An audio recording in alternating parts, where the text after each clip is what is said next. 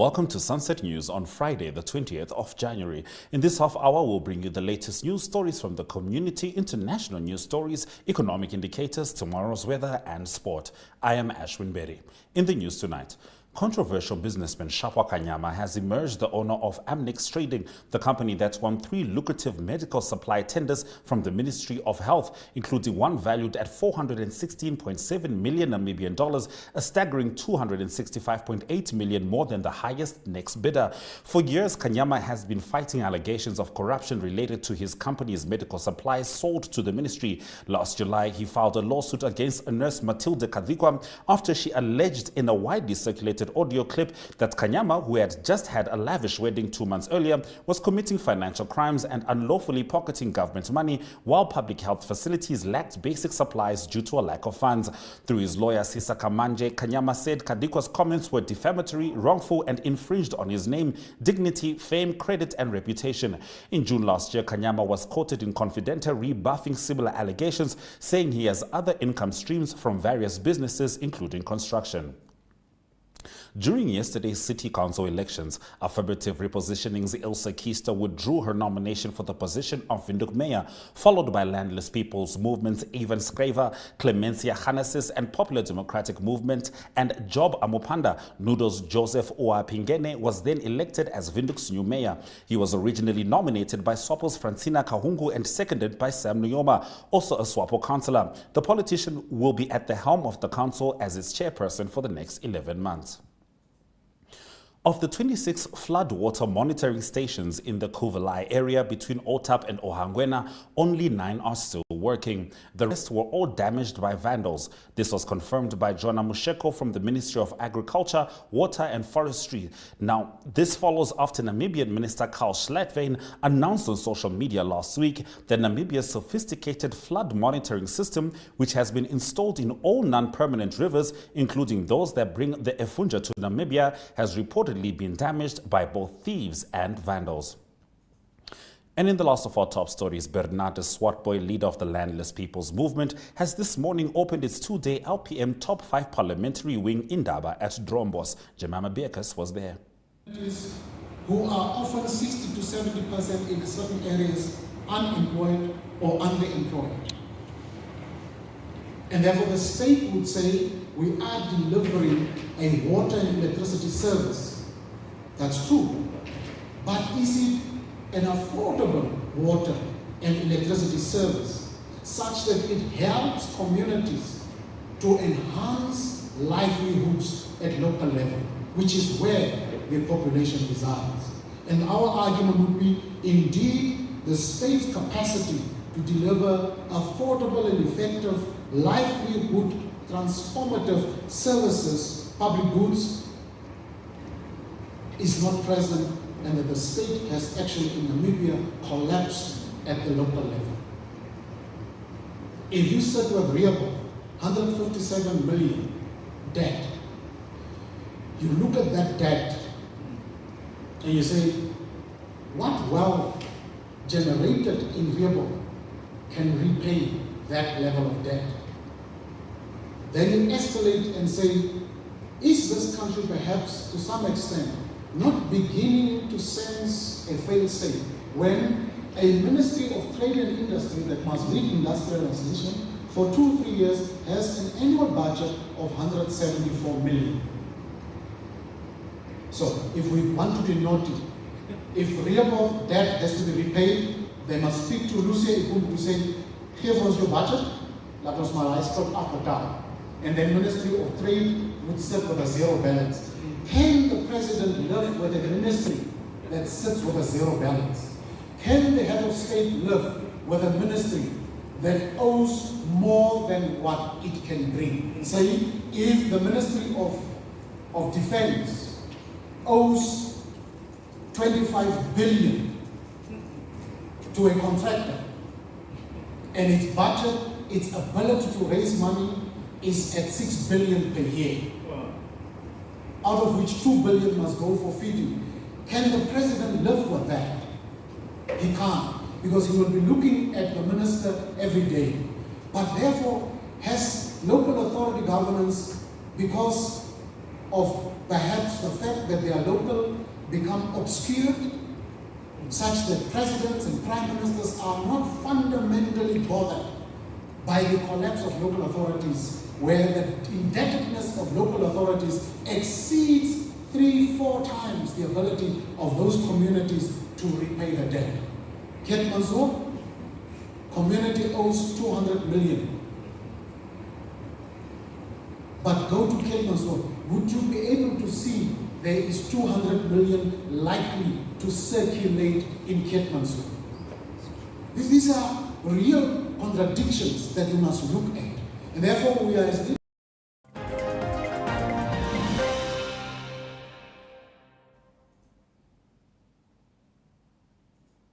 In community news, after the break, Sunset News zones in on the recently held City Council election. Stay with us.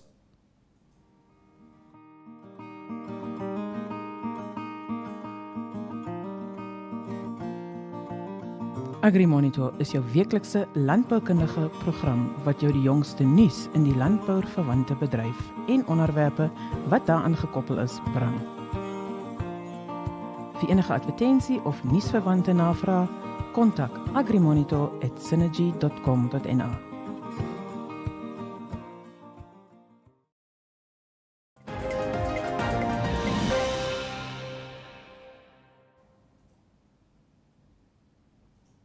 City of Windhoek Councillor on behalf of the Popular Democratic Movement, Affirmative Repositioning and Landless People's Movement Caucus said they are completely against the dominance of one party in the management committee. The council elected 3 SOPO members as MC members and will elect additional 2 members at the next sitting. Thank you very much, colleagues. And I know most of you might have questions with regards to Politics 101 that just occurs there. We will just want to start with the aspect of absolute power, the principle of absolute power, and the problem that arises from absolute power. You can never be in a situation where you give absolute power in a situation where you're supposed to work as a collective. So we've been engaging different people and all those things to attempt to also just ensure that there is no absolute power given to a person. We wanted to have a formula that worked.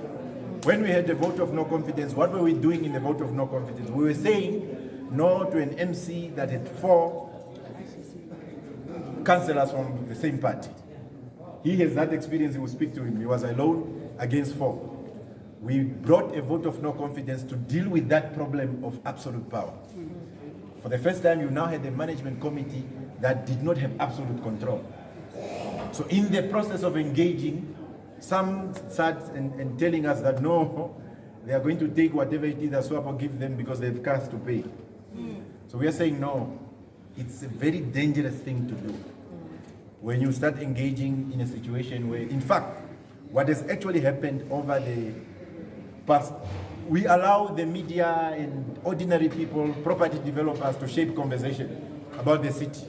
Most of us have been quiet about those things and it's not going to happen anymore. We are not going to allow speculation, we are going to be speaking to you directly. The councillors that you are seeing here, they will be having programs of their own, there will be a management committee of their own. So if Edward is having problems, the 5 of us will go to Edward's house and listen and bring it here. Because we are not part of giving absolute power to one person. We cannot be part of giving absolute power to the same party. You are creating a problem.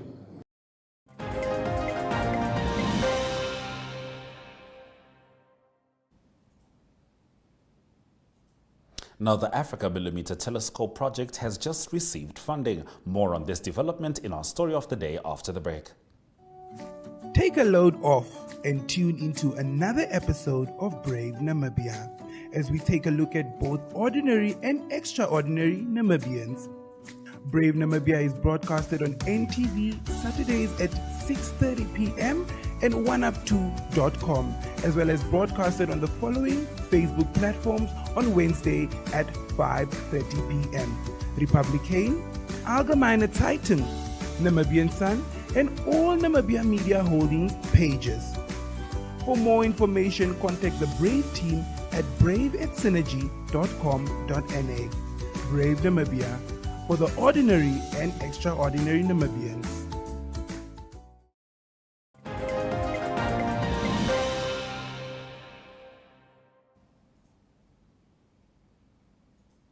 Thank you for staying with Sunset News. Now, in our story of the day, Yolanda now talks to a group of scientists from UNAM and abroad after the planned Africa Millimeter Telescope project received funding by the end of last year. This will mean a direct investment of funds into Namibia. The AMT is a project that aims to put a telescope in Namibia near the Gamsberg Mountain.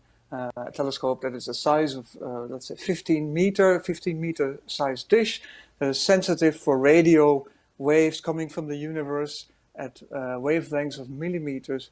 And this telescope is we aim to connect to up to 8 or more telescopes around the globe to make images of black holes.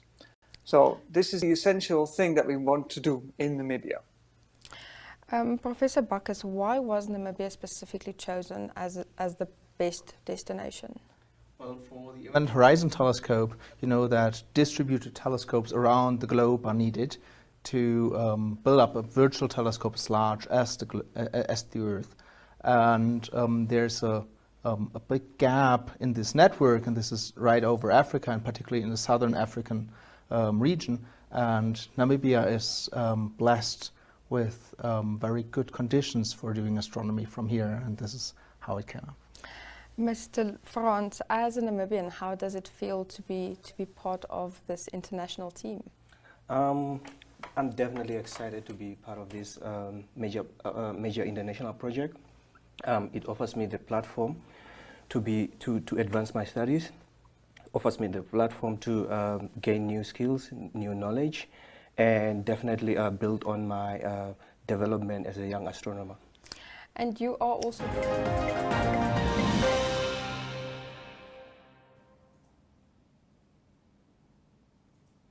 Now, Namibia remains a net importer of pork. This story and economic indicators coming to you after the break.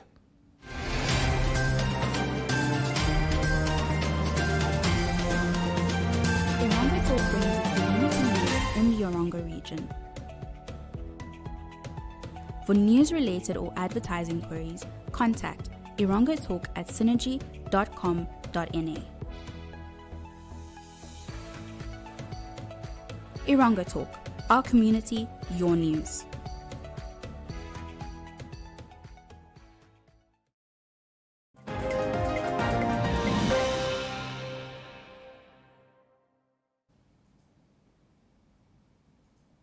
Now, according to the Meat Board, Namibia remains a net importer of pork. The sector is currently facing a shortage of pork supply in the market due to the ongoing ban of pork imports from South Africa. As a result, a total of 6,892,050 kilograms of pork was imported during 2022, a decline of 8.9% compared to 7,562,103 kilogram volume of pork imported during 2021. Let's head straight into the economic indicators. The Namibian dollar maintained its value next to the British pound, euro and Chinese yuan. However, it took a dip next to the US dollar with 17.23 Namibian dollars getting you $1. Looking at commodities, copper closed on a 0.19% downturn, whilst gold, zinc and Brent crude oil all made upsurges. Google's parent company is set to lay off 12,000 workers. More on this development in international news after the break.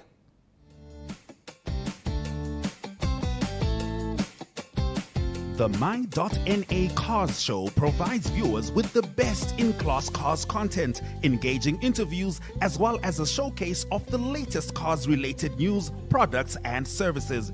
If you would like to feature your brand or campaign on this platform, contact My.NA at synergy.com.na. My.NA Cars, more than just a ride.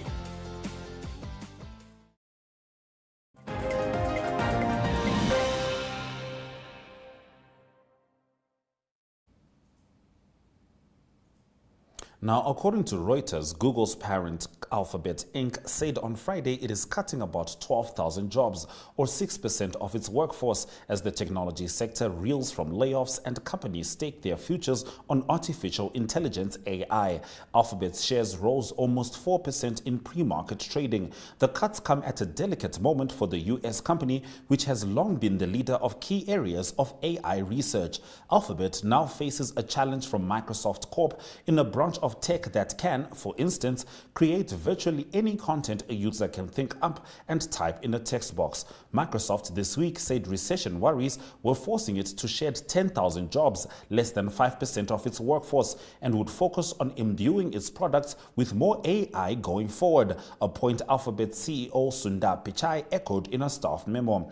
Alphabet faced a different economic reality from the past 2 years when it rapidly expanded headcount, decisions for which Pichai said he took full responsibility. Now, after the break, we take a look at the weather predictions. Stay with us. The Evening Review is a daily interview-based talk show that dissects and expounds on current affairs as they occur in Namibia. The show aims at reaching Namibians of all age groups who seek better understanding of the state of current affairs in the country. This show is broadcasted on NTV, Oneuptwo.com, and cross-shared on the following Facebook platforms: Namibian Sun and Namibia Media Holdings. The Evening Review focuses on interviews, latest news, and up-to-the-minute current events. Contact evening@synergy.com.na.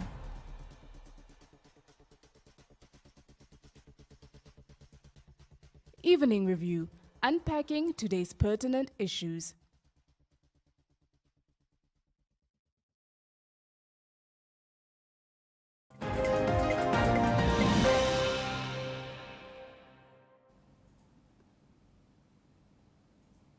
Now, flooding is certainly occurring in the north, and quite unexpectedly, and we'll certainly be keeping an eye on that. However, for now, let's have a look at other weather predictions. Windhoek City is partly cloudy with a maximum of 28 degrees, whilst Enana and Ruakana have thunderstorms. Now, Omaruru has a minimum of 19 degrees, sharing that with Oshuarongo. However, Oshuarongo is partly cloudy. Keetmanshoop is sunny with a maximum of 37 degrees. Ariansvlei is much sunnier, 40 degrees, making it the hottest in the country. Hainties Bay, Swakopmund and Wavush Bay can all expect partly cloudy conditions, whilst Oranjemund can expect partly cloudy conditions as well, but a 26-degree maximum. Now, the clash on Saturday at Oshuarongo between log leaders African Stars and Life Fighters is going to be one for the books. Stay with us as we head into the sports stories shortly.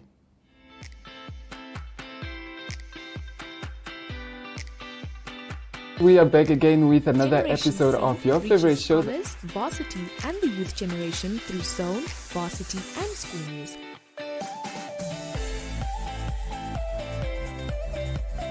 If you'd like to feature your brand or campaign on this platform, contact Zone at synergy.com.na.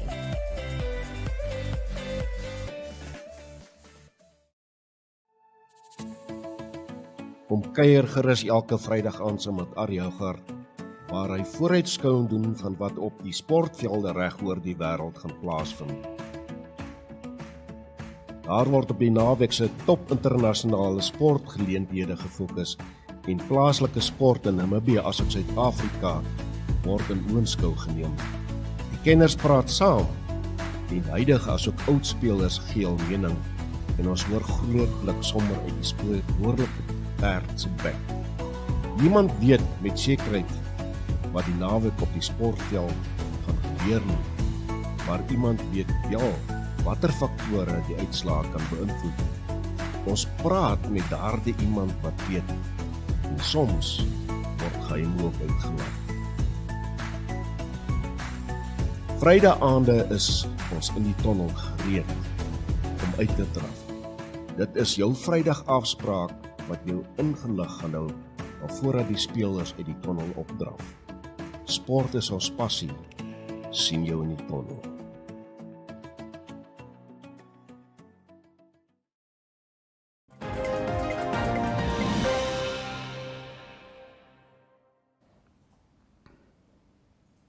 You are still with Sunset News. There's plenty of sport to look forward to in this weekend. Let's have a look at some of the top stories. Now, the clash on Saturday at Oshwarongo between the log leaders African Stars and Live Fighters should soon be the big highlight of the resumption of the Namibia Premier Football League after the holiday season. After 7 games each, coach Mervin Mbakera's outfit is the only unbeaten side, having scored more goals, 15, than any other club. 6 wins together with a single draw puts African Stars on 17 league points so far. However, the Oshwarongo club Live Fighters has been one of the surprises in the series so far and has taken home the second position with 5 wins. Their positive goal difference of 10-6 does stand a little short of Starlyle's impressive 15 goals against just 3 conceded. The two log leaders' ambitions clash at 1500 on Saturday at the Mokati Stadium in Oshwarongo. Moving on now, according to Director of Sport Joanne Manuel, the Directorate of Sport was allocated 46 million Namibian dollars for this financial year. Of that, about 22 million will go to salaries and benefits for staff members, leaving her with 24 million, of which 10.2 million Namibian dollars goes to the Namibia Sport Commission. So at the end of the day, I only have about 14 million Namibian dollars for 53 sport codes in the country, she said. This at the send-off for the Namibian women's hockey team to the Indoor Hockey World Cup. Now, very few thought either Arsenal or Manchester United would be in the Premier League title race at the halfway point of the season, but the fallen giants meet at the Emirates on Sunday with the trophy very much in their sights. United are without a top-flight title in a decade and registered their worst ever Premier League points total last term. Arsenal's last league triumph was in 2003, and they have not finished higher than 5th in the previous 6 seasons. This time around, however, both have turned things around, especially the Gunners, who hold a surprising 5-point lead over nearest challengers, champions Manchester City, at the top of the standings going into the weekend's matches. Stay with Sunset News as we head into the highlights after the break.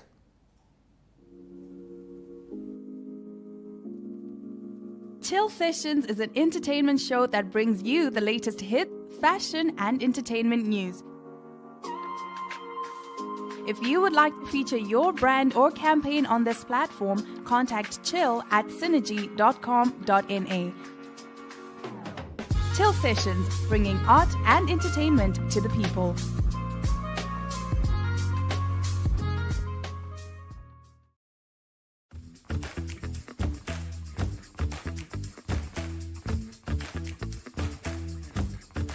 Namibia's hospitality is as vibrant as its people. Join the What's Cooking team as they travel the country cooking, chatting, and celebrating local personalities and the joy of food. If you think you have a standout offering, whether it's a restaurant, bar, pop-up event, or braai stand, get in touch with the What's Cooking team at cooking@synergy.com.na, and we will be there to show the world what's cooking. Programs air every Friday at 4 p.m. on all the NMH Facebook platforms, as well as on NTV, Dstv channel 285, and Gotv channel 94 at 9 p.m.